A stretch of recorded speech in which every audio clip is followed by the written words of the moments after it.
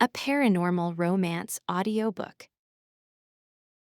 Rowan Hale woke to cold that had teeth. Not the clean cold of winter air, not the honest sting of snow, but the kind that lived in concrete and sank through bone until it found her pulse and slowed it. She tried to push herself up and discovered she could not. Her wrists were pinned behind her, cinched in restraints that gleamed dull in the weak light. Silver, real silver, not a superstition, not theater. The metal kissed her skin, and something deeper than skin flinched away from it, as if her own will had learned fear. Her mouth tasted like iron and old smoke. She blinked hard. The room came into focus in pieces.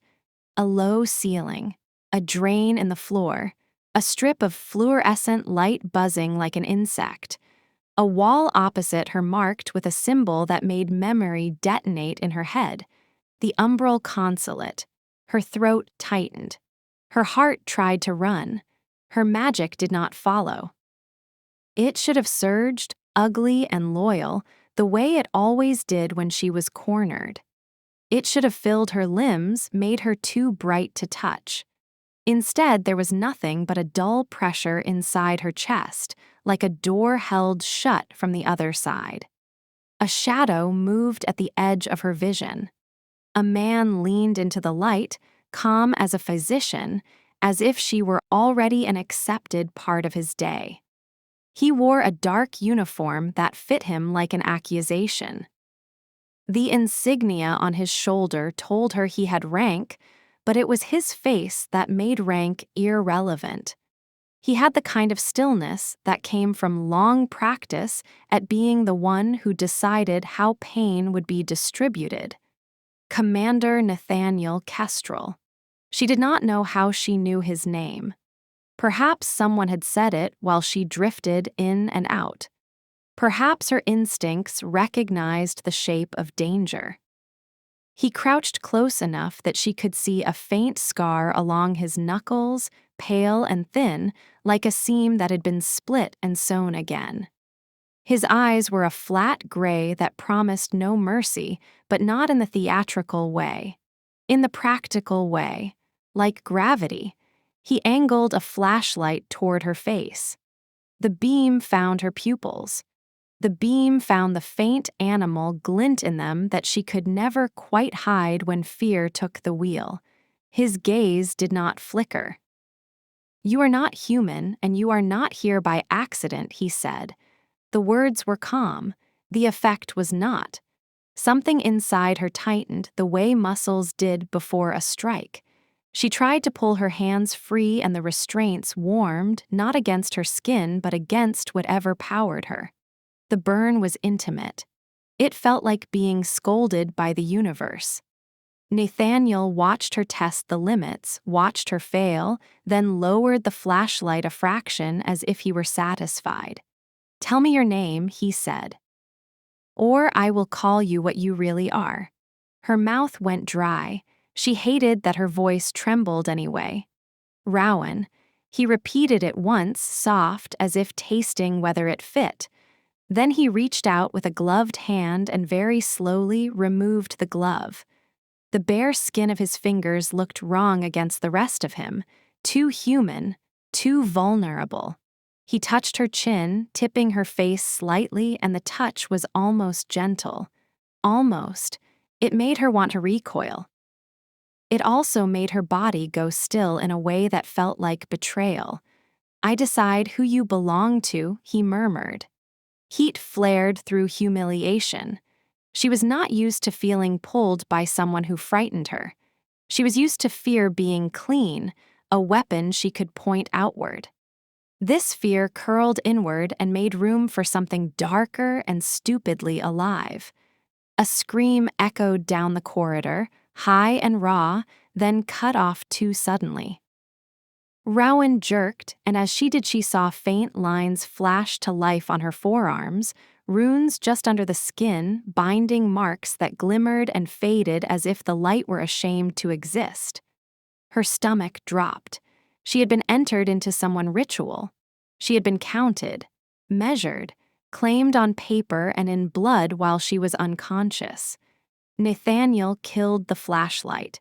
Darkness swallowed his face, but she could still feel him there, close enough that his breath warmed the air between them. "Quiet," he said. "They cannot know you are awake. They, not we," Rowan swallowed. In the dark, the restraints cooled again, but the sense of being held did not. She tried to listen past her own breathing. The facility had a deep hum, like machinery underground, like something huge sleeping poorly. "Why will you not hand me over?" she asked, and hated the hope baked into the words. "Because they need you alive," he said, "and I need you more." The words landed like a bruise. Need could mean protection. Need could mean possession. Need could mean hunger. Before she could ask, memory snapped into her skull like a trap. Night woods, Frostmere Bluff, blood on snow, the stink of ash, her own hands shaking as she pressed them to something that should not have been alive and was. Then the recollection tore out mid-image. Pain replaced it, sharp as a seam being ripped inside her chest. Rowan gasped. Nathaniel leaned in sharply. "Do not slip into a trance. It is dangerous here." His warmth was close, closer than it should have been, and she did not understand why it made her weaker rather than stronger. She should have been furious. She was. She was also aware of the line of his throat, the discipline in his stillness, the way control sat on him like a second skin. He offered a canteen. Metal clicked softly. When she drank, the water was cold enough to sting. His gaze lingered on her mouth. She noticed, and the noticing made her cheeks heat even as her hands remained trapped. "You are not entirely human either, are you?" Rowan breathed. Silence stretched tight as wire. "Do not ask questions you are not ready for," he said at last. She lifted her chin, refusing to look away, and the movement dragged the restraints. The silver bit into her will again. She hissed softly.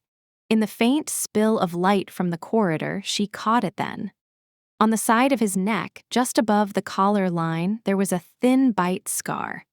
Old, but wrong in the way it sat on his skin. It looked alive, like a mark that still belonged to someone else. Her breath caught. Nathaniel followed her gaze. For the first time, something like irritation cracked his calm. "Stand," he ordered. "I cannot," she said. "You can," he said, and the statement did not sound like encouragement. It sounded like an expectation that the world would obey him. He reached behind her, fingers sure, and touched the restraints. There was a click, a faint flare of heat, then her wrists were free.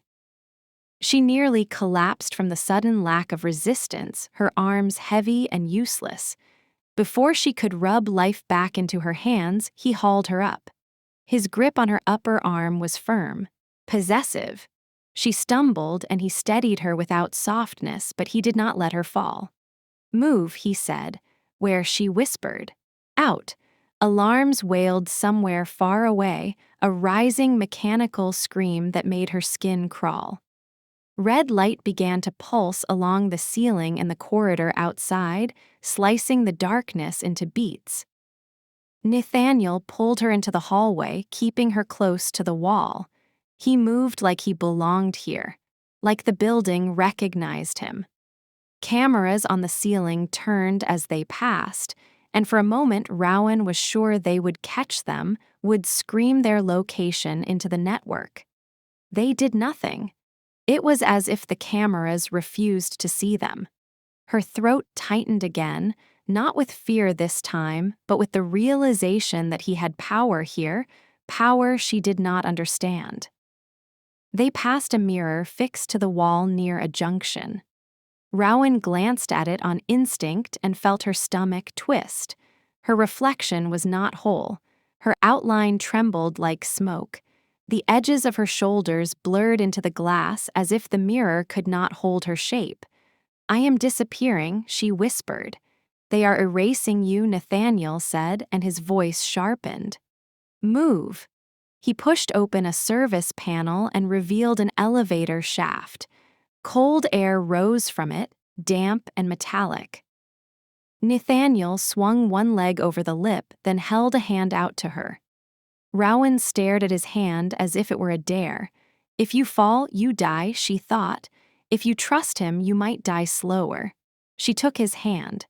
His fingers closed around hers, strong enough that she felt the promise of bruises later. He guided her onto the ladder, then climbed down behind her, his body close, his presence pressing into her back every time she hesitated. Halfway down, her foot slipped. Panic spiked. She scrabbled for the rung. Nathaniel caught her by the waist, one arm locking around her midsection. He held her pinned to him for a breath, his chest hard against her back, his face near her ear. His grip was tight, possessive, the kind of grip that said you belong in my hands because I have decided it. She hated the way her body answered with tense heat at the closeness. "Do not let go," he said, and she could hear the restraint in him, the way he rationed every note of gentleness as if it were dangerous. They dropped the last few feet into a tunnel that smelled of iron and mold. Water dripped somewhere. The air was thick, not just with damp but with a soft whisper that seemed to come from inside the walls. Rowan rubbed her wrists, still feeling the phantom burn of the silver. She tried to call her magic again, even a spark, even a thread. Nothing. Nathaniel glanced down the tunnel, then back at her. "If you hear your name coming from the stone, do not answer." Her mouth twisted into a shaky half-laugh that held no humor. "Do you have instructions for everything?" "I have a habit of surviving," he said. They walked. Their footsteps echoed, then slowly began to match something else, a pulse that was not theirs. The tunnel seemed to breathe. The air thickened with each inhale, then loosened on the exhale as if the place itself had lungs. Rowan fought the urge to look back. At the far end, a rusted door waited, burned with words that looked like they had been carved with fire. Eldergate Arch. Rowan stopped so abruptly Nathaniel nearly collided with her. The name punched at her memory. Another world, another sky. A city of steep roofs and silver weather veins. The scent of winter apples in narrow streets. Wraithford. She saw herself running not toward the gate but away from it because the gate was already burning. Her vision swam. The walls seemed to tilt. Flash. Her mother, Celeste Hale, cupped Rowan face in her hands, eyes bright with panic and love and something else. Something like certainty. "If he dies, I die too," her mother had said. Rowan sucked in a breath. The memory did not feel like a comfort. It felt like a chain. Now she understood with sick clarity. It was not about her father, it was about her. "Mom, did you bind yourself to me?" Rowan whispered. Nathaniel went still. "What do you mean, bind?" Rowan tasted bile. If she dies, someone else will be dragged after her. Someone had made her life a lever. Someone had made her heart a weapon aimed at her own throat. "I do not know," she whispered, voice breaking. "I do not know what she did, but it feels like a knot in me."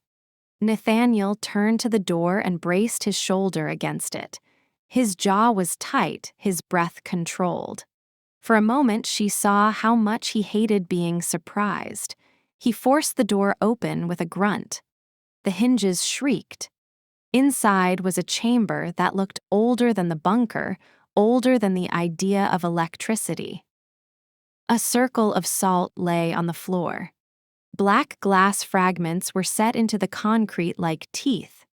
At the center, a pulsing slit in the air opened and closed in a slow rhythm like an eyelid. Cold poured from it, not air but absence. Nathaniel stepped in first, scanning. Then he reached back for her. "Hold on to me," he ordered, and the command scraped across her nerves. "Do not let go, no matter what you see." The absurdity almost made her laugh, because what else could she do but laugh at the fact that her life had narrowed down to obeying a stranger in a hidden door between worlds. The laugh died when he cupped the back of her head, fingers spread, grip protective and controlling at once. He leaned close, nearly to her ear. "If you run, I will catch you." Threat. Promise. Rowan shivered, and the shiver was made of more than fear. She nodded once because words were fragile. They stepped into the tier. Rowan felt a layer of air peel off her body like a dress. Sound vanished, swallowed. Her stomach lurched. For a heartbeat, she heard her name in stone, coaxing, intimate, like a lover calling her into a room. Rowan mouth opened. Nathaniel squeezed her hand hard enough to hurt. The pain yanked her back into herself, slammed a door shut inside her mind. "Do not," his eyes said, even without sound. They fell out of the tier and crashed onto wet asphalt. Rain hit her face, sharp and real. She coughed, gulping air that tasted of salt wind and gasoline. Neon reflected in puddles. Sirens wailed somewhere nearby, too familiar and too modern to belong to the Wraithford in her memory. Above them, a skyline rose, jagged with glass towers. Harborwick, a city that should not exist in her life. Rowan tried to stand. Her legs folded. Nathaniel caught her without asking permission, his arm sliding around her waist, pulling her up against him. For a second, his fingers paused at her ribs as if checking she was intact. The pause was so small it might have been nothing. It was everything. "You care," she whispered. His face did not soften. "I am managing an asset," he said flatly. The word asset hurt more than the cuffs. It reduced her to a tool. It also told her how he survived. He named feelings something colder so they could not cut him. She should have pulled away. She did not. They moved through back streets, keeping to shadows. Harborwick smelled like rain-soaked concrete and fried food and something sweet underneath it, a syrupy rot that made Rowan tongue want to recoil. The city felt crowded even when the streets were empty. As if too many eyes hid behind too many windows. A giant billboard flickered above a boulevard. For a split second, between ads, the symbol appeared. The Umbral Consulate. Rowan's stomach dropped. Nathaniel looked up as well, expression unreadable. "Welcome to the place where monsters learn how to smile," he said. They slipped into a half-empty motel with a sign that read Tideglass. The lobby clerk did not look up. The air inside was warm and stale. A cheap scent tried to cover mold. Nathaniel chose a room at the end of the corridor, one with a clean view of both the hallway and the window. He checked the lock, then checked it again. Then he pushed a dresser against the door with a controlled shove. Rowan watched him, arms wrapped around herself. The act should have been reassuring. Instead, it made her realize how often he expected to be found. He tossed her a bundle of clothes. Dry, plain, not hers. "Change," he said. She hesitated. Nathaniel turned away just enough to be decent, but not enough to be kind. He stood in the shadow by the window and watched the street through a slit in the blinds. Rowan changed quickly, hands shaking. The fabric scraped her skin. She could feel his attention anyway, not as a stare but as a pressure in the room, like gravity had shifted toward him. When she pulled the shirt over her head, her hair fell around her face and she heard him exhale, slow and controlled, as if her existence required discipline from him. She stepped out of the bathroom area. Nathaniel sat at the small table, a knife in hand. He cleaned it with a cloth, every motion deliberate, every angle precise. The blade caught the yellow lamp light and flashed. I should be afraid, Rowan thought. She was. She was also aware of how safe the knife might make her if he decided she was worth defending. She sat on the edge of the bed, clutching her chest. The knot inside her felt tighter here, like the city itself pulled on it. It was hard to breathe without tasting panic. "Who are you really?" she asked. "Someone who was not supposed to save you," Nathaniel said. Rowan looked at him. His face did not invite sympathy. His eyes were still that gray calm. But something behind the calm looked strained, as if he were balancing on a line he had sworn never to cross. "Why?" she whispered. "Why me?" His jaw flexed. "Because you are the reason the gates keep opening," he said, and the words were so blunt they felt like a slap.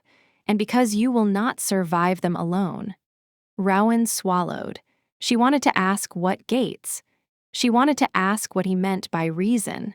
She wanted to ask about his bite scar, about the way cameras refused to see them, about why her magic would not run.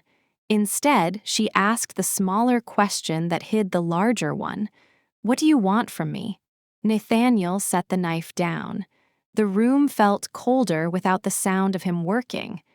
"To keep you alive," he said, "to keep them from owning you, and after that."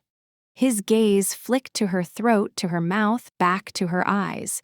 It was not hunger the way a drunk man looked at a woman.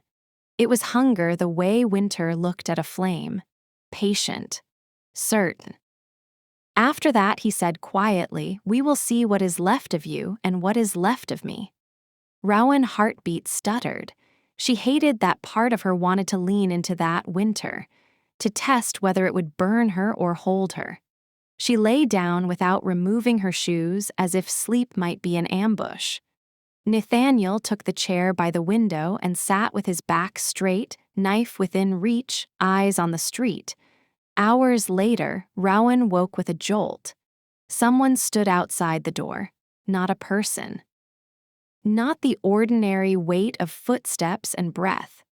This presence felt smooth, like a hand sliding over glass. Rowan sat up, mouth opening. Nathaniel moved faster than thought.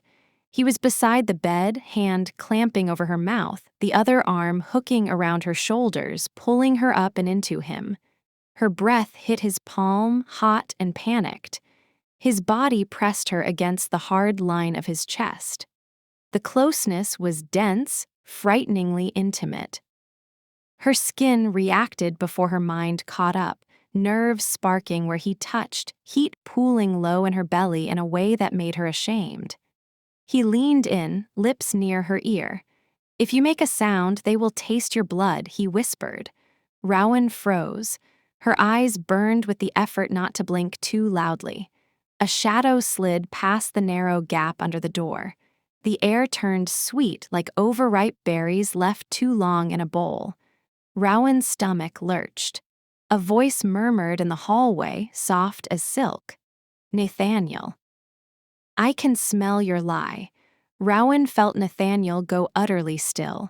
Not tense, not startled, controlled. He did not answer. The presence lingered. The sweetness thickened. Rowan's eyes watered. Then the footsteps moved on, unhurried, as if the owner of them knew exactly where everything was and did not need to rush. Only when the hallway fell silent again did Nathaniel remove his hand from Rowan's mouth. He did not release her fully. His palm stayed at her throat for a moment, not squeezing, just holding her pulse in the world as if he had the authority to decide it kept beating. Rowan whispered, barely audible. "That thing knows you." Nathaniel's eyes were dark. "Yes," he said. "What is it?" "A new kind of vampire," he said, voice low, polished, social, quiet. "They do not break doors, they get invited in." Rowan shivered. She could still taste the berry's sweet rot in the air. Nathaniel released her and returned to the chair as if the moment had not happened. But Rowan could feel his restraint like a heat source in the room, the way he had held her as if she were both danger and comfort. In the morning, he took her out before sunrise. The rain had eased to a mist. Harborwick looked bruised in the gray light, neon signs still buzzing weakly like exhausted insects. They walked down side streets, then through a cracked alley, then down steps into an underground space that smelled of wax and wet stone. St. Cairn Chapel. It was not a proper church. It felt like someone had carved faith into a basement and hoped the world would not notice. Candles burned in narrow holders, old murals peeled from damp walls. The air tasted like salt and prayer. Rowan followed Nathaniel toward the altar. He moved like he knew this place intimately, like he had bled here before. On the altar lay a book. Rowan stopped, her breath caught. The cover bore her crest. That was impossible. The crest belonged to her bloodline, to Wraithford, to a world that should not exist on this side of any gate. Her fingers hovered over it, then touched the leather. It was real. It was cold. It felt like recognition. She opened it. Pages whispered. Ink curled in tight, precise lines. A future written as if it had already happened. A coronation in Wraithford. Her name listed as the keystone. Rowan throat closed. "I am not a queen," she whispered. Nathaniel stood beside her, gaze on the book as if it disgusted him. "They are not hunting your people to kill them," he said. "They want to open a door that should never open. You are the hinge." Rowan turned to him. "And you," she asked, voice shaking, "you were their guide." The pause before he answered felt like the slow draw of a blade. "I was," he said, "until I met you." The confession did not sound romantic. It sounded like a verdict. Rowan felt betrayed by the air, by her own instincts that had wanted to trust his hands. "You brought them to me," she whispered. His eyes did not flinch. Yes, the simplicity of it made her dizzy. The world did not tilt because he lied. The world tilted because he did not. "Tell me about my mother," Rowan said, forcing the words out. "Tell me where she is." Nathaniel's face tightened. He looked away as if choosing the least cruel version of truth. "She is alive," he said, "but she belongs to the Umbral Consulate." Rowan stared at him until the candles blurred. The world dimmed. She could feel her own heart trying to climb out of her chest. "So she chose them," she whispered. "Or they forced her," Nathaniel snapped, and the sharpness surprised Rowan. "The way they plan to force you." Rowan stepped back as if the floor had turned to ice. Her shoulder hit his chest. He did not move. The impact made her realize how solid he was, how unyielding. "You scare me," she said. He looked down at her. "Good," he said. "Fear keeps you alive." The words were cold. The way he watched her was not. It was intense, assessing, as if he were memorizing every crack in her composure so he could catch her before she broke. Rowan hated that she wanted him to catch her. They did not stay long in the chapel. Nathaniel led her through a back passage and into a neighboring building that looked like an abandoned office from the street. Inside, it smelled of old books and antiseptic. A woman waited in a room lined with shelves of jars and dried herbs, papers pinned with careful handwriting, diagrams that made Rowan eyes ache to follow. Dr. Imogen Sloane. Imogen had sharp eyes and a steady mouth. She looked at Rowan the way a doctor looked at a patient and the way a woman looked at another woman, both at once. No worship, no hunger, no fear. Rowan realized how rare that was. "You are fraying," Imogen said, stepping close. "May I?" Rowan hesitated. Nathaniel did not speak, but his silence felt like permission granted under protest. Imogen touched Rowan's wrist lightly where the restraints had been. Her fingers were warm, human. "Your bond with your mother is two-way," Imogen said. "If they yank her chain, you will scream blood." Rowan tried to laugh. It came out broken, too close to a sob. "That sounds like a party trick." Imogen expression softened, not a trick. A mechanism, a tether. Rowan swallowed. Can you cut it? Imogen glanced at Nathaniel, then back. Not cut, she said. Unclasp, but it will hurt. Rowan forced herself to hold Imogen gaze. I have survived hurt. Imogen nodded slowly.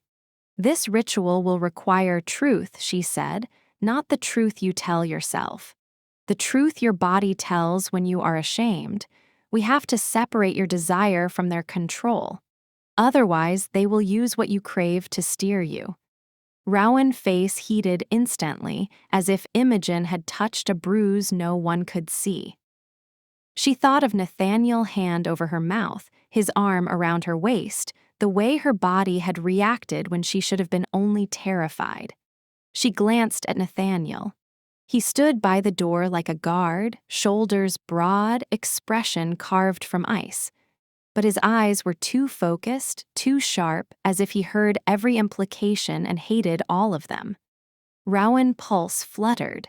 Imogen's voice was gentle. We do not have to do this if you do not want it. Rowan forced air into her lungs. If I do not, what happens? Imogen did not sugarcoat it. The consulate will open you like a lock, she said, and you will call it fate. Rowan's eyes burned. Then do it, she whispered, before I lose the choice. Imogen's apartment was above the clinic, small and clean, protected by wards that tingled faintly against Rowan's skin. They cleared a space in the center of the room. Imogen poured salt in a circle with measured care. Candles were placed at 4 points. A mirror was set in the middle, its surface filled not with glass but with black water that did not ripple even when Imogen moved it. Rowan stood at the edge of the salt ring, barefoot, shivering. Nathaniel remained in the corner, arms crossed. He did not step into the circle. He watched as if he could restrain reality by force of will. Imogen nodded at Rowan. Speak your true name, she said, not the one you answer to, the one that answers back. Rowan's throat constricted. The true name was not a word. It was a sensation, a note she had carried since childhood, a secret chord that made her magic twitch when she was alone. She closed her eyes. She spoke it. The air thickened. The candles leaned inward as if listening. The black water in the mirror shivered and an image bloomed. Wraithford, the city of her memory, but wrong now. Burning. Fire blooming from inside the palace, spreading like a living thing. People running through streets with silver weather veins overhead, their shadows stretched too long. Rowan's chest tightened until it hurt. Then the mirror changed again. A woman face filled it, beautiful and pale and familiar in a way that made Rowan's bones ache. Celeste. Her mother eyes were wet, her lips parted as if she had been speaking for hours. Baby, Celeste's voice spilled from the black water. Come back. I am holding the door for you. Rowan made a sound that was almost a whimper. Tears slid down her cheeks. She reached toward the mirror without thinking, not because she trusted it. Because her body remembered being held, remembered safety in arms that smelled like lavender and cold air, remembered bedtime songs that made monsters feel far away. Nathaniel moved like a striking animal. No, he said, and the word was raw. He grabbed the mirror frame and smashed the surface with the hilt of his knife. The black water exploded outward in a spray that looked like ink. The candles guttered. The room smelled suddenly of smoke and iron. Nathaniel's palm bled, red beads welling as if the mirror had bitten him back. Rowan stumbled back, gasping. Imogen swore under her breath and threw a handful of salt across the broken mirror, voice rising in a language Rowan did not know. Rowan stared at Nathaniel's bleeding hand. Why did you do that? She choked. Because she is using you, Nathaniel said, pressing his bleeding palm into a cloth without looking away from Rowan. His eyes were hard. His voice shook at the edge, barely contained. She is not calling Rowan, she is calling the keystone. Rowan felt the knot inside her tighten, then pulse as if something on the other end had realized it had been denied. Celeste's voice had not sounded like a mother pleading. It had sounded like a lock turning. Rowan sank onto the floor just outside the salt ring, arms wrapped around her knees. I felt her, she whispered. I felt her like she was in my skin. Imogen crouched beside her, careful not to touch without permission. She can see through you if the tether is active, Imogen said. The ritual opened a window. Rowan swallowed, mouth-tasting fear. She knows where we are. Nathaniel finished wrapping his hand.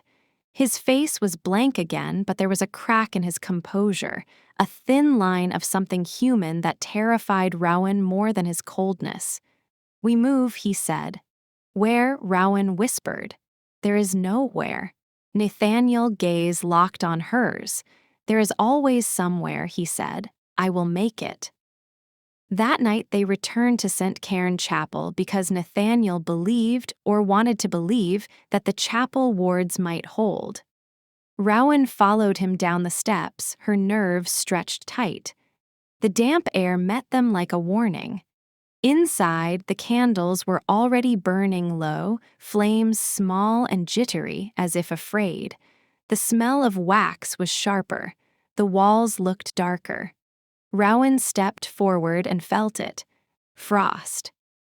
Not the natural chill of underground stone, but sudden crawling cold that moved like a living thing across the floor, climbing the walls in delicate white veins. The candles snuffed themselves out one by one, as if an invisible mouth blew them. Darkness fell. Rowan's breath hitched. She reached for her magic and found only that locked door inside her chest, held shut by silver memory. A presence unfolded in the chapel like silk being drawn across a blade. Then a man's voice spoke, smooth and amused. Commander Kestrel, it said, you really cannot stop collecting debts. A figure stepped into the faint spill of light from the stairwell, and Rowan forgot how to breathe. Lord Percival Rook. He was beautiful in the way storms were beautiful from a safe window. His hair was dark and immaculate. His skin was too pale to belong to someone who lived under sun. His eyes were bright with intelligence and cruelty, and his smile made Rowan's skin crawl because it looked practiced, like a mask that had been worn long enough to become comfortable. Percival's gaze drifted to Rowan as if he were considering a piece of art he intended to own. Ah, he said softly. The keystone. Rowan fought the urge to step behind Nathaniel. Nathaniel did not move, but his posture shifted, subtly placing himself between Rowan and Percival. Percival clasped his hands as if he were in a parlor. A bargain, he said. Give me Rowan and I will release Nathaniel from his debt. Rowan's heart slammed against her ribs. She turned her head, staring at Nathaniel's profile. Debt, bound by contract. His freedom costs her life. Rowan's voice came out small. Is that true? Nathaniel did not look at her. His eyes stayed on Percival. Yes, he said. Rowan felt something inside her fracture. You were going to trade me, she whispered. No, Nathaniel said, voice like iron. I was going to steal you first. Percival chuckled low, romantic. Still, Commander, you misunderstand what you are. You are not a savior. You are a leash with teeth. Nathaniel's jaw tightened. I do not trade what is mine, he said. The words hit Rowan like a shove. Mine. Possession sounded like safety when you were terrified. It also sounded like a cage. Percival's smile widened. She has not chosen yet, he said, eyes on Rowan. You already chose for her. Rowan's throat tightened. She wanted to scream that she was not property. She wanted to demand Nathaniel release the claim in his voice. Instead, she stood frozen between them, caught in the horrible truth that Nathaniel's claim made her feel protected and exposed at the same time. Percival took one step forward. The frost surged, crawling up the altar. Rowan's fingers went numb. Nathaniel's hand went to his knife. "Do not, Percival," he said quietly. Percival's eyes glittered. Or what? The chapel shook. A crack sounded like stone splitting.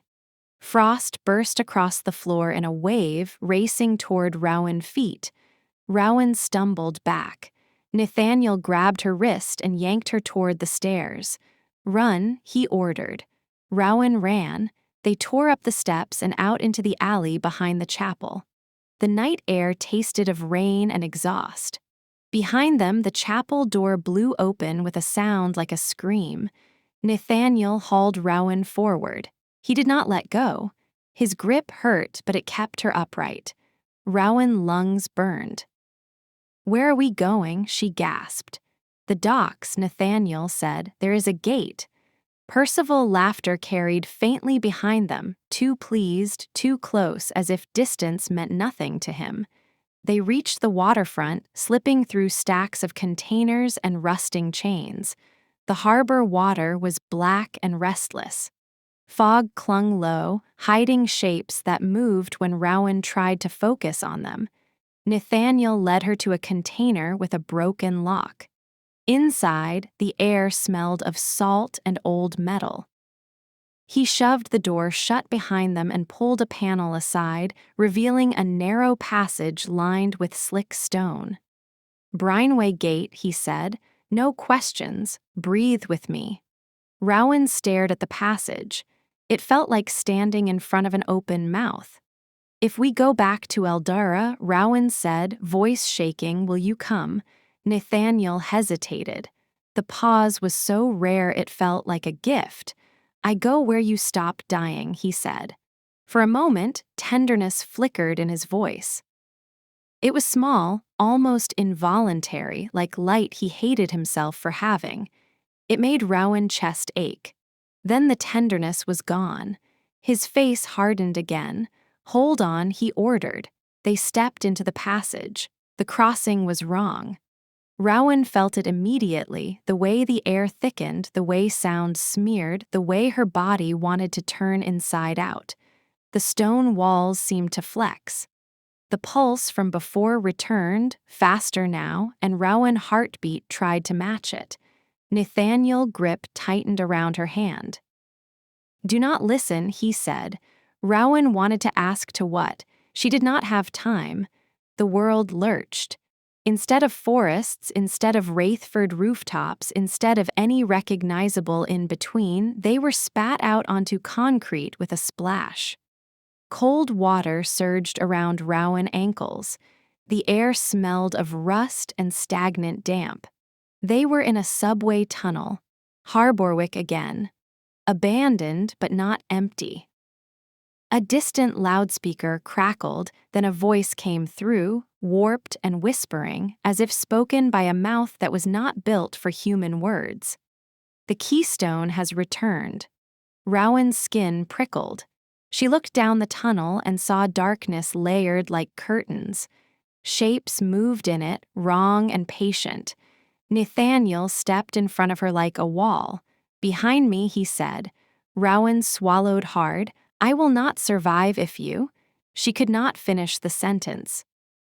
She could not say, "If you leave me, if you die, if you betray me, if you choose your debt over my life." Nathaniel did not turn his head. "You will," he said, "because I said so." Rowan's breath shuddered. His authority crushed her and steadied her in the same instant. She hated herself for needing it. From the dark emerged guards, faceless under smooth masks, their bodies wrapped in dark gear that swallowed light. They moved in silence, water barely rippling around their boots. On each chest was her crest. Stolen. Mutilated, worn like a joke. Rowan's stomach twisted. "They turned my blood into a uniform," she thought. Nathaniel lifted his knife, posture shifting into something lethal. His calm returned, colder than ever. Rowan stood behind him, trembling, and felt the knot inside her pulse like a heartbeat that did not belong to her. Somewhere deeper in the tunnel, a presence waited, familiar in the way nightmares were familiar, as if her own mother's smile had become a door. The loudspeaker hissed again, and the whisper slid into her ear like breath. "Come home, Rowan." She bit down on the inside of her cheek until she tasted blood, because she could not trust her voice not to answer. The guards moved in a half-circle through the ankle-deep water, their masks smooth and blank, their chests branded with Rowan crest like a theft made into law. The tunnel lights above them flickered with a sick rhythm, bright then dim, as if even electricity was being instructed to fear. Rowan stood behind Nathaniel because he had told her to, and because her body had already learned that his back was the only stable surface in a world that kept turning into doors. Her fingers hovered near his coat, not touching, wanting to, ashamed of wanting to. Nathaniel held the knife low, not raised for show, ready for work. His shoulders were set with the kind of calm that made her think of locked rooms and controlled breathing and the way he counted her breaths in the dark. He did not look at her, but she felt him register every tremor in her stance. "You are not alone, Rowan," he said, voice quiet. "Do exactly what I say." Her throat tightened around the word why, around the word please. She nodded once. The nearest guard lifted a hand. A small device clicked and the loudspeaker hissed again, closer now, intimate with the acoustics of the tunnel. "The keystone has returned. The consulate welcomes its hinge." Rowan flinched. The knot inside her chest pulsed in answer, like a tether being tugged to test its strength. She felt the familiar pressure behind her eyes, the beginning of a trance, that dangerous, soft, sliding away of self. Nathaniel spoke without turning. "Stay in your skin." She dug her nails into her palm. The sharp sting grounded her. Her magic did not rise, but her will did, trembling and stubborn. The guards advanced. Nathaniel moved first. He stepped into the shallow water with a precision that made the splash minimal, and in the same motion he threw the knife. The blade struck the leading guard in the throat seam between mask and collar. The guard staggered, made a choking sound that was too wet to be human, and fell. The others did not hesitate, they spread wider. Rowan saw the silver glint at their belts, cuffs, chains, small hooked tools meant to catch wrists and drag, a training unit, not a kill squad. "They want me alive," she thought. That was the worst comfort.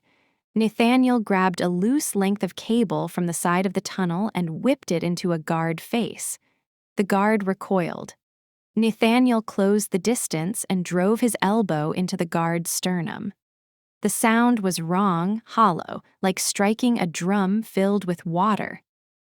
Rowan backed up, water sucking at her shoes.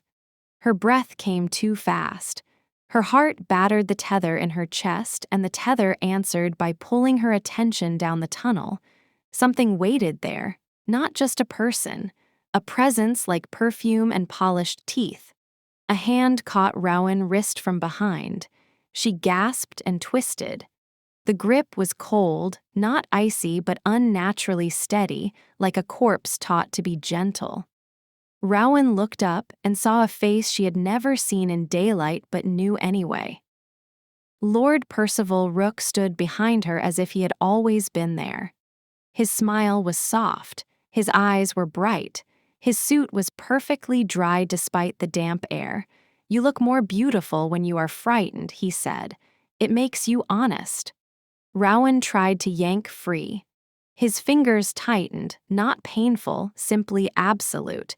Nathaniel turned, and the temperature in the tunnel seemed to drop another degree, as if Nathaniel's anger had weight. "Let her go," he said. Percival tilted his head. "Commander," he said, and the way he spoke the title made it sound like a collar. "Your concern continues to embarrass you." Rowan felt Nathaniel take one step toward them. The guards shifted, blocking him not to protect Percival but to separate predator from prey according to plan. Percival leaned closer to Rowan, lips near her ear. "Your mother has been waiting," he murmured. "She misses the girl you were. She needs the keystone you have become." Rowan swallowed. Celeste. The name did not come from her mouth. It came from the knot, from the tether, from that inner mechanism that was not supposed to be used as a leash. Percival's smile deepened, satisfied at her involuntary reaction. Then the lights at the far end of the tunnel brightened all at once, as if a curtain had been pulled aside. The water shimmered. Shadows sharpened. A figure stepped into view between two upright steel beams, and Rowan's lungs stopped working. Celeste Hale was alive. Her hair was pinned back the way Rowan remembered from childhood, when her mother wanted to look composed for dangerous meetings. Her face was as beautiful as ever, but there was something in her eyes that made Rowan flinch. The eyes did not look stolen. They looked trained. Celeste wore a pale coat that should have been impossible in the grime of the tunnel. It fell straight, elegant, almost ceremonial. On her throat was a thin band of metal that looked decorative until Rowan saw the faint runes pulsing along it, like a heartbeat made of code. Rowan whispered, "Mom." Celeste lifted her chin. "Rowan," she said. Her voice was gentle. That was what hurt the most. She sounded like bedtime. She sounded like safety. She sounded like a door that wanted to close behind you. Rowan took one step forward, then stopped herself as if she had stepped near a flame. "Nathaniel," Celeste said, gaze sliding past Rowan to him. "I told you you would do this. I told them you would try to be good." Nathaniel's face was carved from stone. "Do not speak to her," he said. Celeste's smile twitched. "You do not get to give orders in my ritual, Commander." Rowan stared. "My ritual." The words hit her body like a cold wave. Percival released Rowan's wrist with the lazy confidence of a man who knew she would not run the right way. He stepped toward Celeste, and the two of them stood as if the tunnel was a chapel and Rowan was the altar. Rowan's voice came out thin. "You are with them." Celeste blinked slowly. "I am alive," she said. "Do you know what that cost?" Rowan wanted to answer with anger, with accusation, with the rage she had been storing for years like a blade. Instead, she heard herself say, "I thought you were dead." Celeste's expression softened, and for a moment Rowan saw her real mother beneath the polish. For a moment, Rowan wanted to collapse into that softness. Then Celeste's eyes hardened again, as if she could not afford tenderness without making herself weak. "They took me," Celeste said. "They used me. And when I learned how to survive them, I turned it into leverage. I kept one thing untouched." Rowan's heart lifted in spite of herself. "Me," she thought. "She kept me." Celeste continued, voice steady. "You." Rowan's smile threatened to appear and died instantly. Celeste did not say it like love. Celeste said it like strategy. Nathaniel took another step forward. The guards tightened their circle again. One held up a silver chain, letting it glint in the flicker, a quiet promise. Celeste raised a hand, and the guards paused as if their muscles belonged to her. "Nathaniel," Celeste said, "we do not have time for your performance.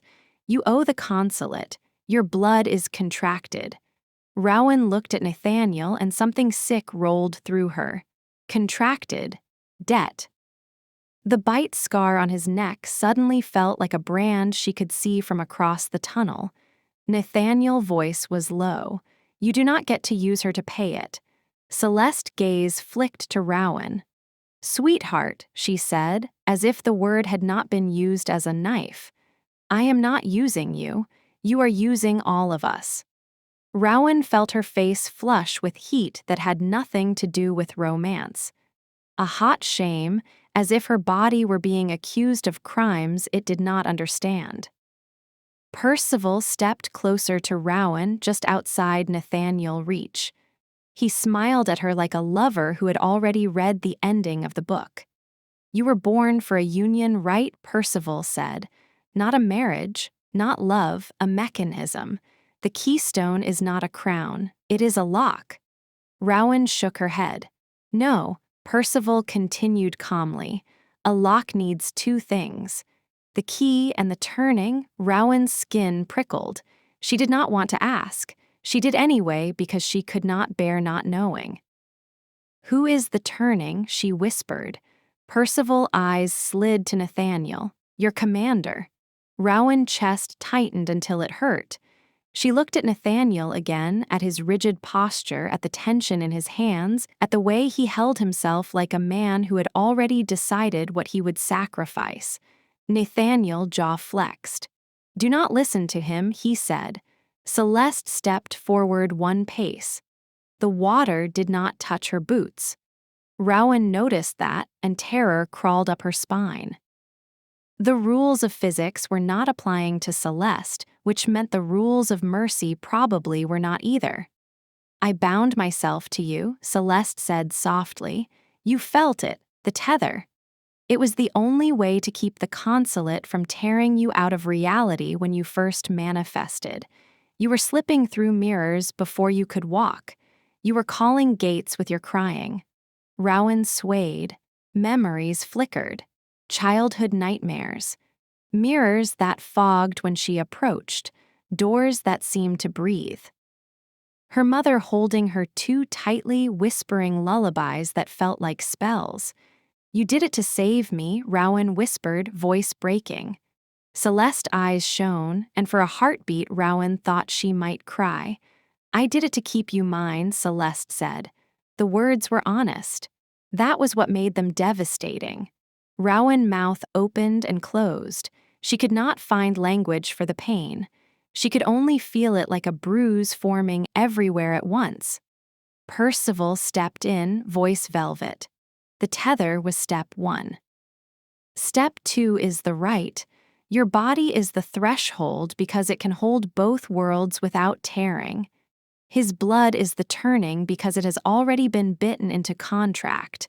That bite on his neck, it was not hunger, it was ink. Rowan looked at Nathaniel's neck. She saw it again in her mind, the scar that looked alive. Nathaniel stared at Percival with quiet rage. "You are proud of what you did," he said. Percival smiled. It was elegant. Celeste lifted her hand again, and the guards moved, swift and silent. Rowan tried to run. Nathaniel lunged at the same time, a sudden brutal motion, but silver flashed and snapped around his wrists. Chains hissed as they tightened. Nathaniel's muscles strained. He did not cry out. The silver burned his will in a way Rowan recognized in her bones. 2 guards hauled him backward toward a steel rail bolted to the tunnel wall. They slammed his forearms against it and locked the cuffs to the metal. Another length of silver looped around his throat and anchored him in place, forcing his head slightly up, exposing the bite scar like an offering. Rowan screamed his name. A guard caught her from behind and pinned her arms. Silver cuffs snapped over her wrists again, and the burn was immediate, not skin. "Will!" Her vision blurred. Nathaniel's head turned sharply toward her, and his eyes, those flat gray eyes, were suddenly not calm at all. "Do not look at her," he snarled at Celeste. "Do not touch her." Celeste approached Rowan. The guard holding Rowan did not move. The guard did not need to. Rowan could not go anywhere. Celeste touched Rowan's cheek with bare fingers. The touch was warm, maternal, familiar. It made Rowan want to weep. It also made her want to bite. "My sweet girl," Celeste murmured, "your fear is so loud." Rowan tried to jerk away. Celeste's fingers tightened slightly, not painful, just a reminder that she could choose to be gentle and still control everything. Percival gestured toward the ground, and the guards dragged Rowan forward into a circle that had been prepared in the shallow water, a ring of black glass fragments embedded into the concrete like teeth. The glass glimmered faintly with an inner sheen, as if it remembered the mirror Nathaniel had broken. Rowan stumbled into the ring and felt the air change. Her skin prickled. The knot in her chest throbbed, suddenly awake, hungry, terrified. The circle recognized her. Nathaniel strained against the cuffs, veins standing out on his forearms. "Do not," he said, voice rough. "Rowan, do not listen, do not answer, stay with me." The words hit her like a hand on her spine. "Stay with me, not obey me, not survive, stay with me." Rowan tried to breathe, her breath shook. Celeste stood just outside the ring. Percival stood beside her, one hand holding something wrapped in cloth.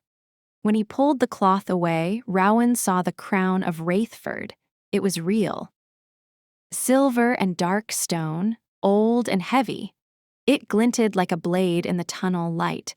Rowan's head spun. "That belongs in Eldera." Percival lifted the crown slightly, as if showing her a prize. "We brought it here because your world is not the only one that can hold ceremony," he said. "The consulate wants a mass rite. This city is full of mirrors, full of doors, full of people who think they are safe." Rowan shook her head, dizzy with horror. Mass rite. Celeste's voice was calm. "We will open the gate that never stays open. We will anchor it in flesh. We will make every threshold in this city answer to one name." Rowan swallowed. "Mine?" Celeste's eyes met hers. "Yes," the loudspeaker crackled. The tunnel lights shifted to a dim red, bathing the water in blood color. Then a heavy metallic sound began behind Rowan, far down the tunnel. A rolling shutter dropping. Another followed. Then another.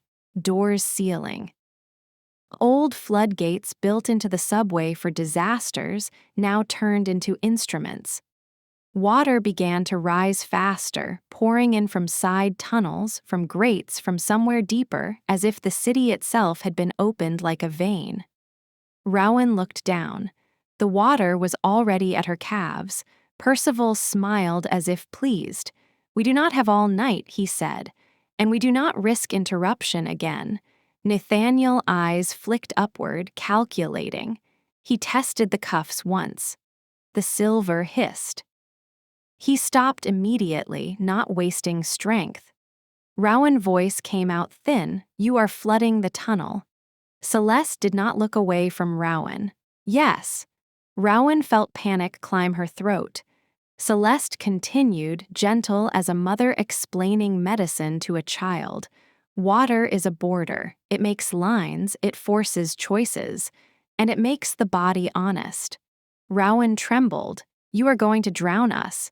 Celeste's expression did not change. "If you refuse," she said, "you will drown. If you accept, you will be remade." Percival stepped closer to the ring and spoke as if offering a dance.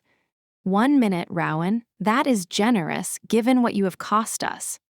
Rowan turned her head toward Nathaniel. He was chained to the rail, shoulders tense, wrists raw where silver pressed. Water climbed his boots. His face was still hard, but his eyes were fixed on her with an intensity that made her feel seen in a way she hated needing. "Do not do it," he said, voice low. "I will find another way." Rowan shook her head, tears filling her eyes. "There is no other way. They have you. They have me. They have my mother." Nathaniel's jaw tightened. "Look at me." She did because she could not. Nathaniel's voice dropped, almost a whisper. Your body is yours, your choice is yours, even here. Rowan's throat tightened around a sob. They will kill you. Nathaniel's eyes did not soften, but something in his tone changed. A rare thread of gentleness pulled tight. Then I die, he said, but you do not become their hinge. Percival laughed quietly. Beautiful words, Commander. But you are forgetting what you are. Your blood is already signed. Celeste lifted a hand, and the collar on her throat pulsed brighter. She inhaled slowly, and Rowan felt the tether yank.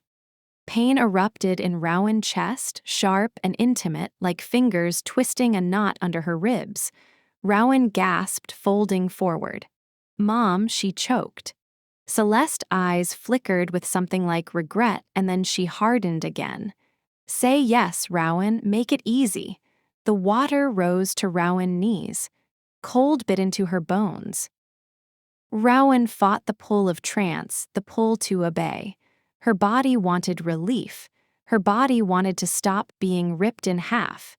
Imogen words came back to her unasked. We have to separate your desire from their control. Rowan had wanted to pretend she had no desire, that she was only afraid, that she could keep her hunger clean by calling it survival. But her body had told on her again and again around Nathaniel.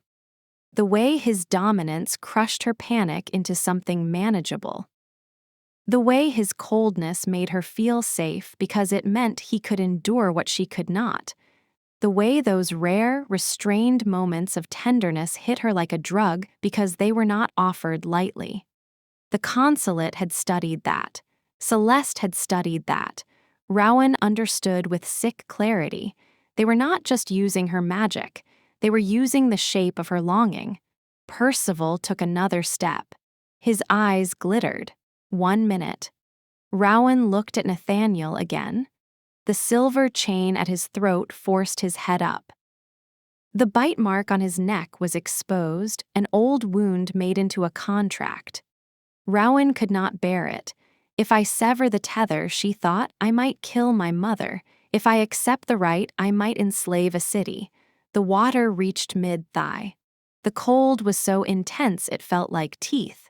Rowan's mouth went dry. She forced the words out to Celeste, shaking. You said you bound yourself to me to keep me from being torn out of reality. Celeste nodded once. Rowan swallowed. Then you know what I am. You know what I can do. Celeste's eyes narrowed slightly. Do not posture, you are drowning. Rowan looked down at the black glass ring and felt its hum against her skin. It was a conductor, a circuit. The mirror in Imogen's apartment had not just been a window. It had been a tool, and this was the larger version made to hold her like a frame. Rowan lifted her chin. I want to speak my true name again, she said. Percival's smile widened. Excellent. Nathaniel went still. Rowan, he said, warning and plea fused. Celeste watched Rowan carefully. Her fingers flexed at her side. You may, she said, but do not waste time. Rowan closed her eyes just for a heartbeat. She felt the water around her legs, felt her teeth begin to chatter, felt the tether knot inside her pulse like a second heart. Then she did not speak to the consulate. She spoke to herself. She spoke her true name, the note that answered back. The tunnel seemed to inhale. The black glass ring flared with a faint sheen. The air thickened.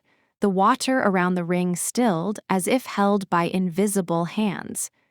Rowan opened her eyes and looked directly at Nathaniel. Stay with me, she said. She did not ask. She claimed the words back from him. Stay with me. Nathaniel stared at her. His face did not change, but his throat moved as he swallowed. Then he nodded once, a minimal motion that carried weight. Rowan turned to Percival and Celeste. You want a union, she said, voice shaking but clear. Then you will have it, on my terms. Percival laughed softly. You do not have terms. Rowan did not look away. I do, she said. I am the hinge. Celeste stepped forward sharply. Rowan, stop. Rowan felt the tether tug, tried to drag her into obedience. She held on to the sensation of Nathaniel's gaze on her, the steady pressure of being seen, the way he had held her mouth shut to keep her alive. She used that steadiness, that frightening stability, as a spine inside her. Rowan spoke, not loudly but with intent. "I accept the turning," she said, "but I do not accept the door you want. I choose a seal." Percival's expression flickered. Just for an instant, surprise broke his polish. Celeste's eyes widened slightly, then narrowed. "You cannot." Rowan's voice trembled. "Watch me." She stepped to the edge of the black glass ring as far as the embedded shards would allow without cutting her. Water swirled. Cold clawed. She reached her cuffed hands toward Nathaniel, not physically close enough to touch, but close enough for the circle to recognize the direction of her will. Nathaniel understood with terrifying speed. His eyes sharpened. "Rowan," he said, very low, "if you do this wrong, it will take you with it."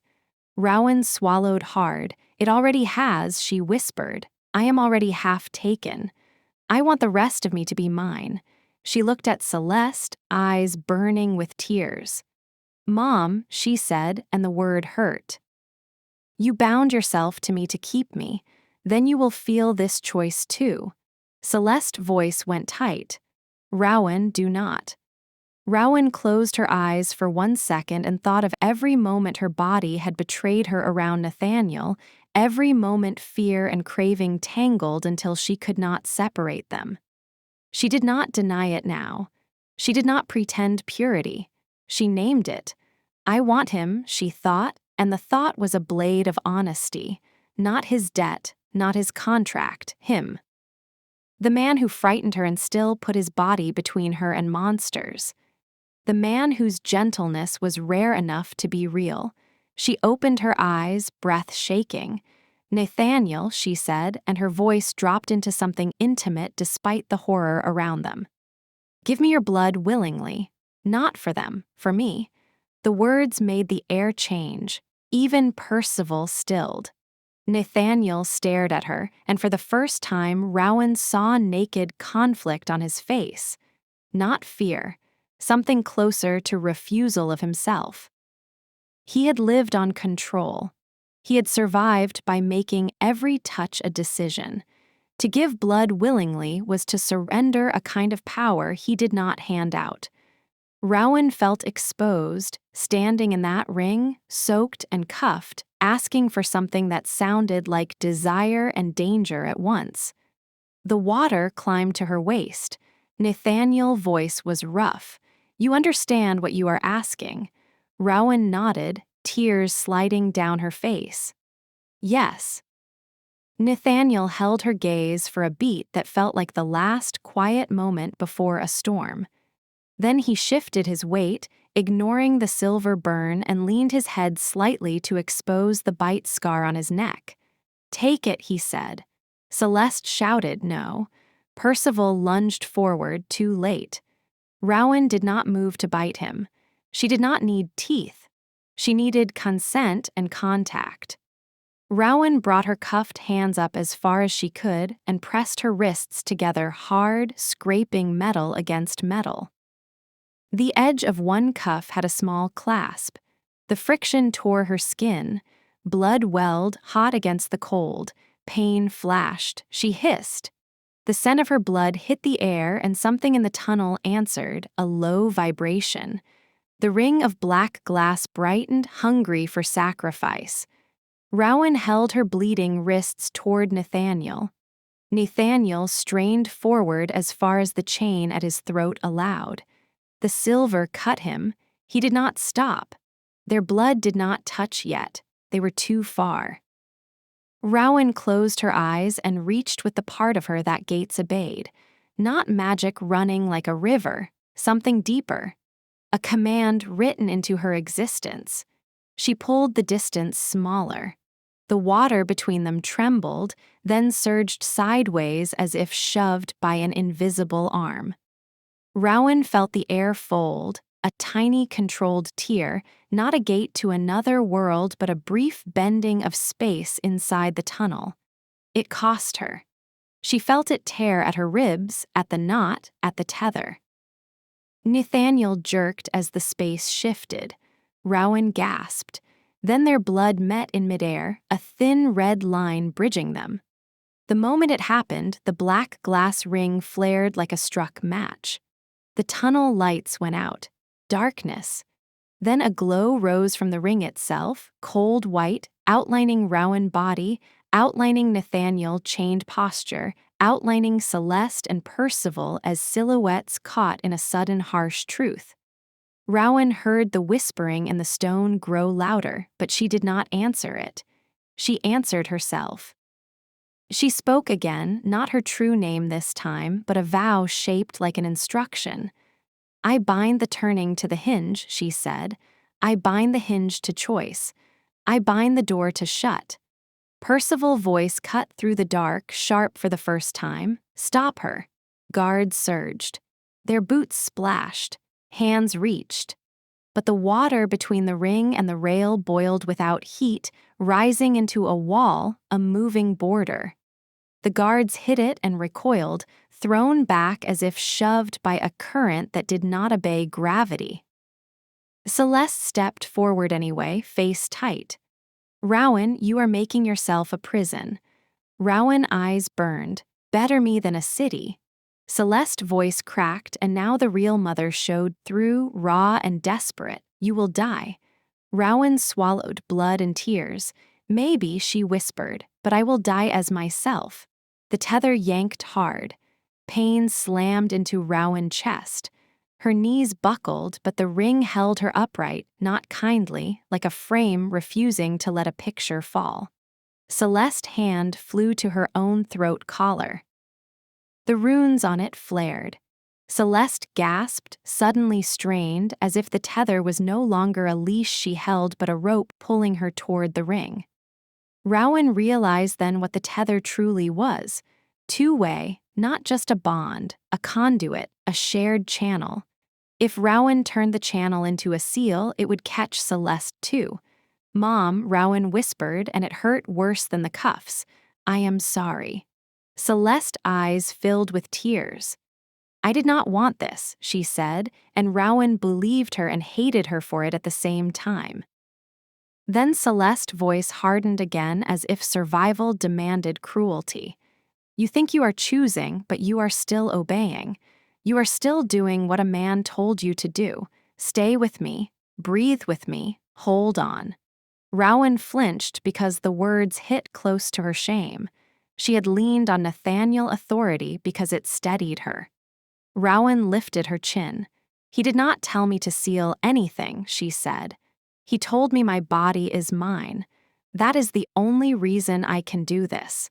The glow around the ring intensified. The air began to vibrate.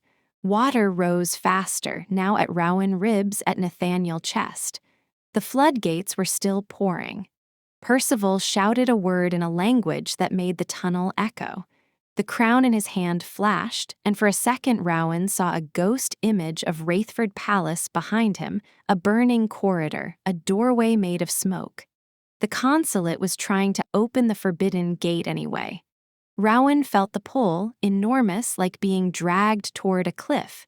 Nathaniel's voice cut through, low and controlled. Rowan.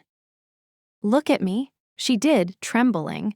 Nathaniel's eyes were hard, but there was something in them that looked like a vow he had sworn against his own nature. If you are going to do this, he said, do not do it alone. Rowan shook her head, desperate. You cannot move. Nathaniel smiled without humor. I do not need to move.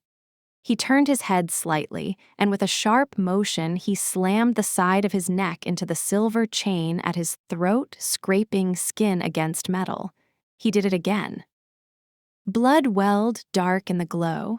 Rowan gasped, Nathaniel, stop. Nathaniel did not stop until enough blood ran to drip into the water. Then he went still, breathing hard, jaw clenched against pain. He had offered more than consent. He had offered sacrifice. Percival's eyes widened, his polish cracked into anger. "You foolish animal," he hissed. "That blood is mine." Nathaniel's voice was cold. "Not anymore." Rowan felt the blood in the water wake the circle further. The ring hummed like a living thing. The space around them tightened, like the tunnel itself was being drawn into a knot. Rowan understood the mechanism now, not intellectually, but with her bones. The consulate wanted Rowan as hinge because she could hold a door open without tearing. They wanted Nathaniel as turning because his blood had been inked by bite into contract, a ready-made key that could turn the mechanism on command. They wanted Celeste as tether because she could pull Rowan into position. And they wanted Percival as crown because ceremony gave shape to power, made it contagious. Rowan could not stop the existence of gates. She could stop this opening.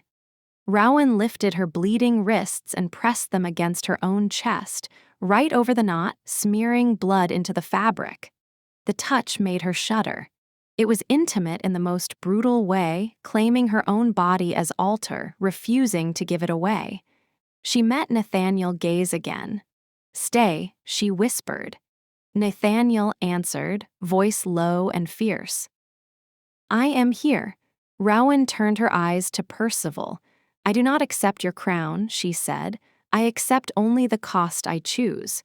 She inhaled hard and spoke the severing phrase Imogen had begun to teach her, the unclasping, not cut, unclasp. Rowan felt her desire rise like heat under her skin, the honest animal part of her that wanted safety and dominance and hands holding her steady. The part of her that had been ashamed, she did not push it away. She did not let it steer her either. She held it in her mind like a flame in a closed fist. "This is mine," she thought, "not theirs." Then she turned that flame toward the tether.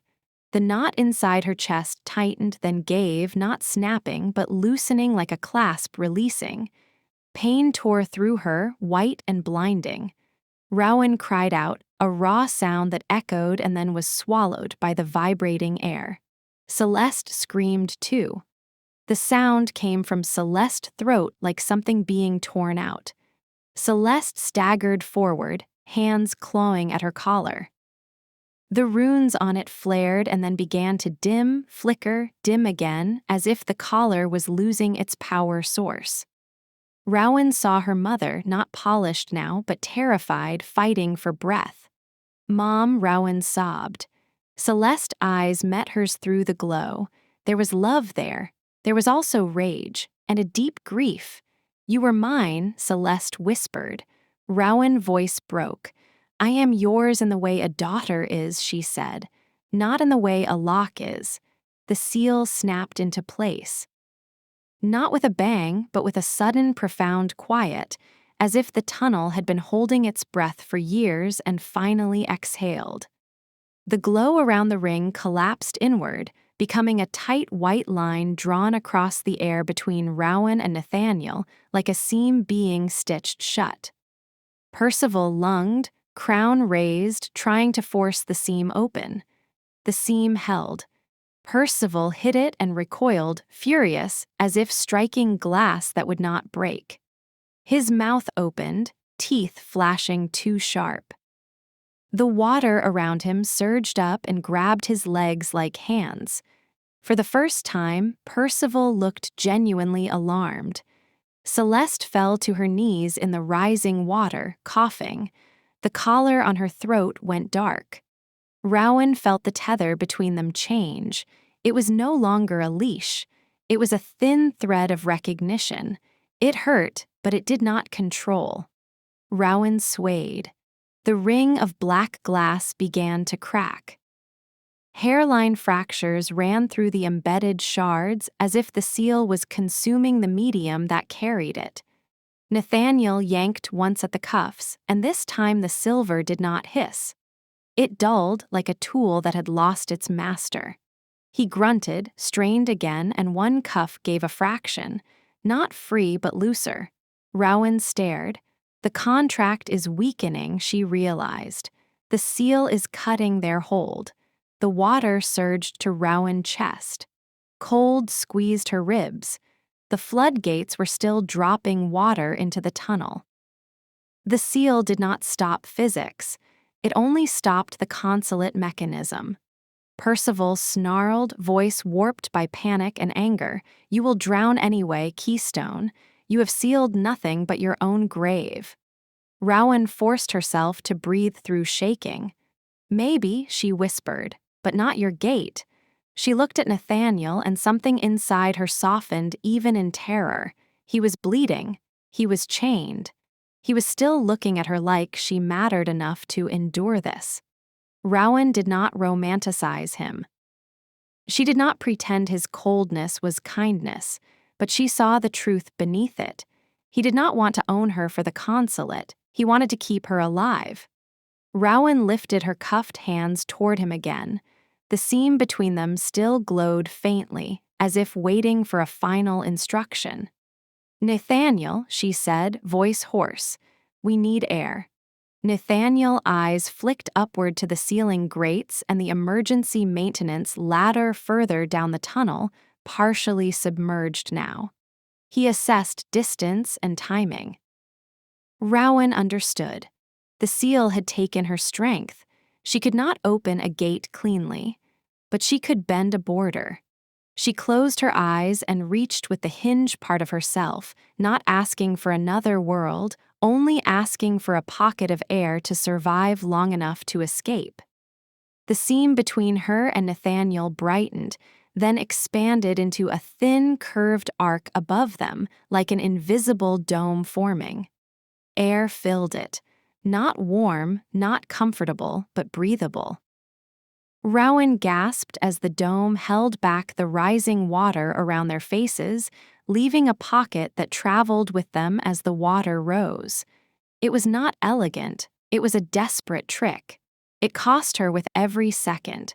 Nathaniel tested his cuffs again. The loosened one finally clicked open. He tore his wrist free, then used his freed hand to work the other cuff. It resisted, then yielded. He ripped it off, flinging it into the water. He grabbed the silver chain at his throat and pulled. It burned, but it did not hold like before.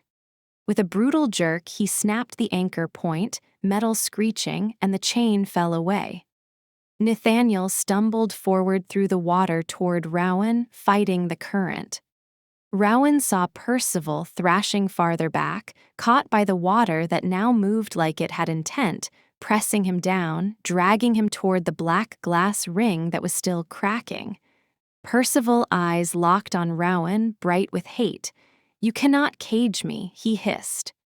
Rowan forced the words out, shaking. "I am not caging you," she said. "I am closing you out." The black glass ring shattered. The shards did not explode outward. They collapsed inward as if sucked down a drain that did not exist. A dark whirlpool opened where the ring had been, a silent spiral in the water and air, the inverse of the gate tier Rowan had crossed earlier. Percival screamed as the current yanked him toward it. The sound was not human. It was the sound of something old being denied a meal. Guards tried to grab him. Their hands slipped as if their own masks refused to touch their master. Celeste, coughing and soaked, crawled toward the wall away from the vortex. She looked up at Rowan once, and in her eyes Rowan saw something like surrender, bitter, and relieved. "Rowan," Celeste whispered. "Live." Then the vortex pulled harder. Water spun. The tunnel groaned.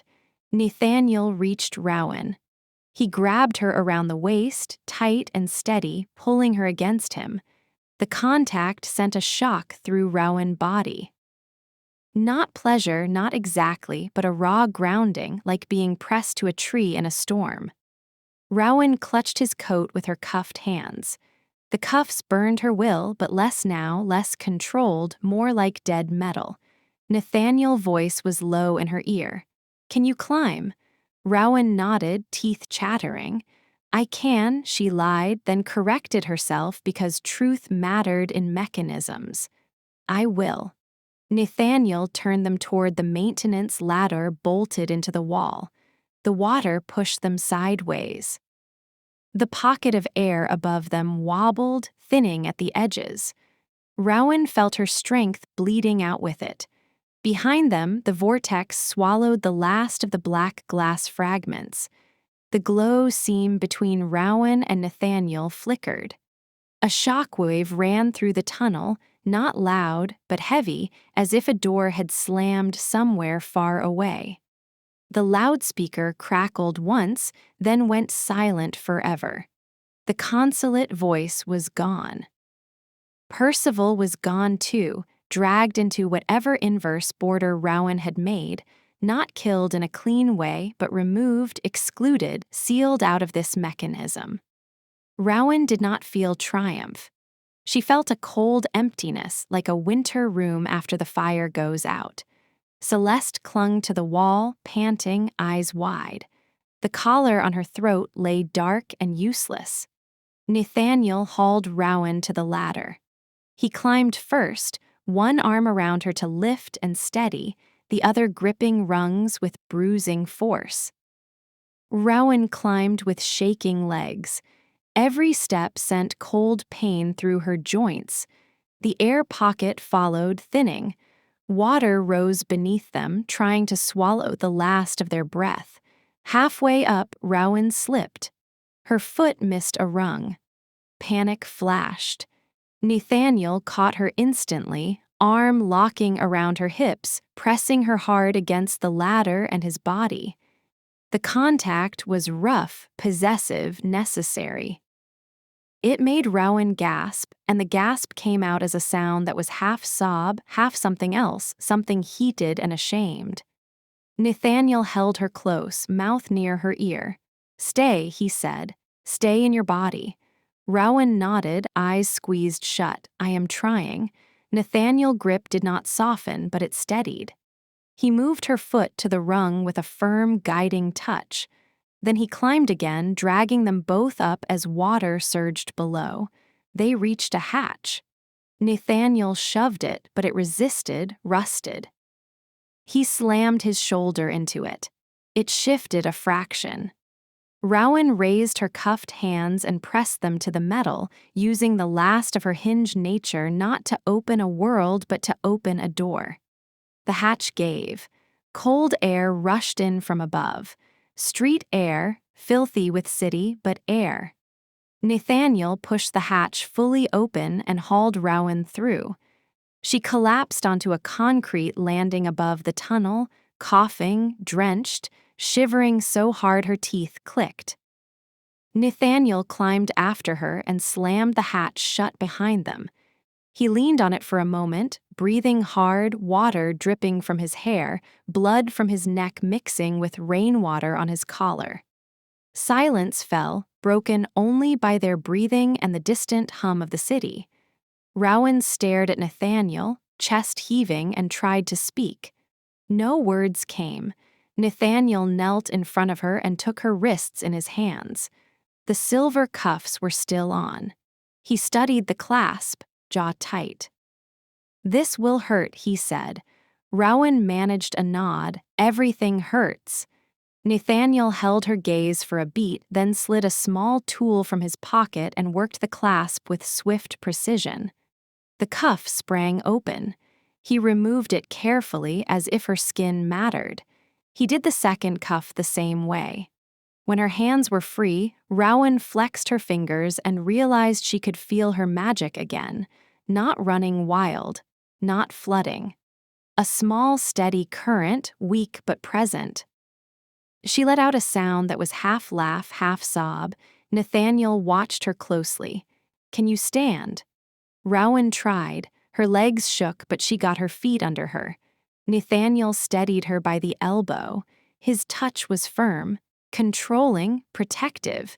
He did not pretend it was anything else. Rowan looked around. They were in a service corridor above the subway, lit by one flickering emergency light. A metal door at the far end led out into a back alley, judging by the smell of wet trash and rain.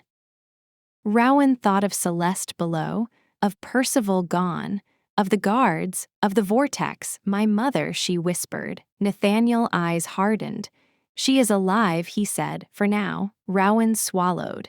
The tether inside her chest felt different, not gone, changed, like a clasp undone, leaving a scar and a choice.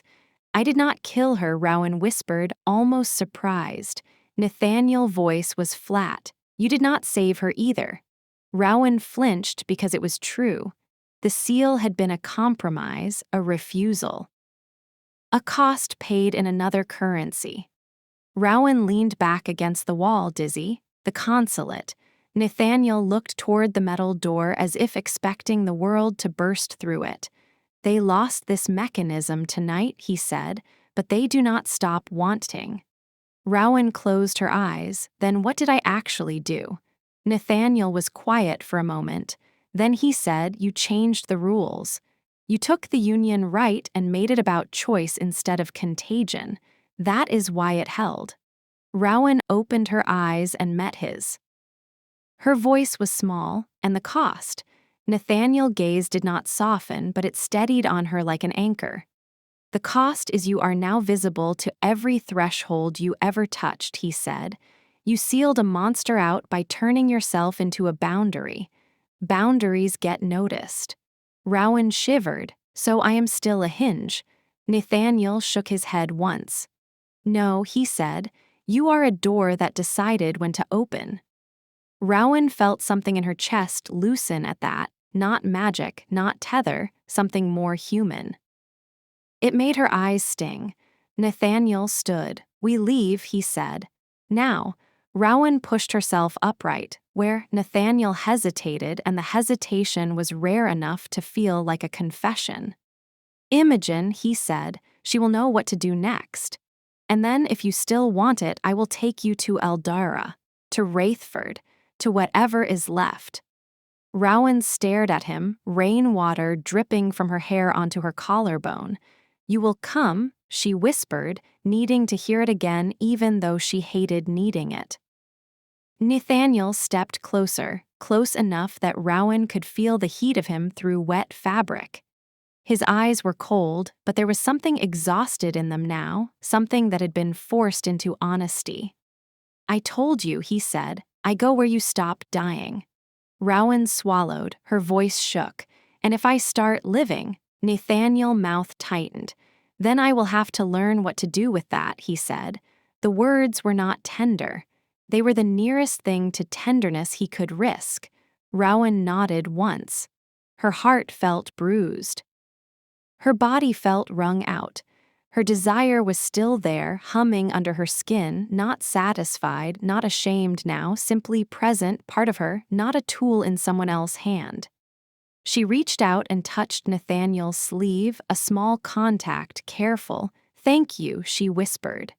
Nathaniel looked down at her hand, then back at her face. He did not smile. He did not pretend gratitude was comfortable for him. Do not thank me yet, he said. We are not safe.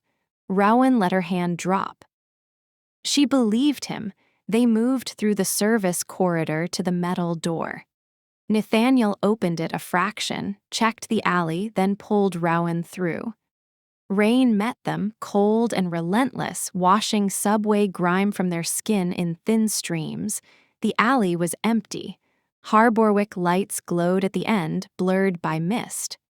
Rowan took a shaky breath and felt the city answer. Not with a consulate whisper now, with ordinary noise, distant traffic, a siren far away. The world pretending it was normal. Rowan glanced back at the door that led to the flooded tunnel. Somewhere beneath them, Celeste lived with the consequences of losing control. Somewhere beneath them, a mechanism had been broken. Rowan turned forward again. Nathaniel was already moving, scanning shadows, posture rigid with readiness.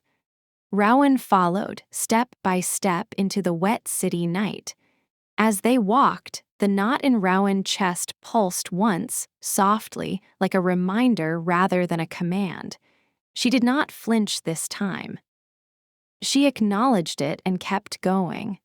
Nathaniel slowed just enough for her to match him. He did not offer his hand.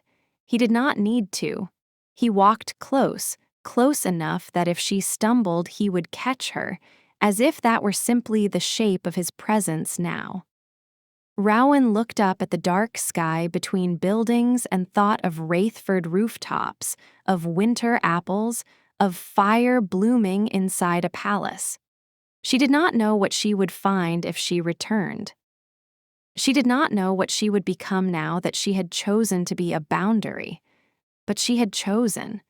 And beside her walked a man who had been a leash with teeth and had turned himself into a shield instead, even when it hurt him, even when it cost him blood.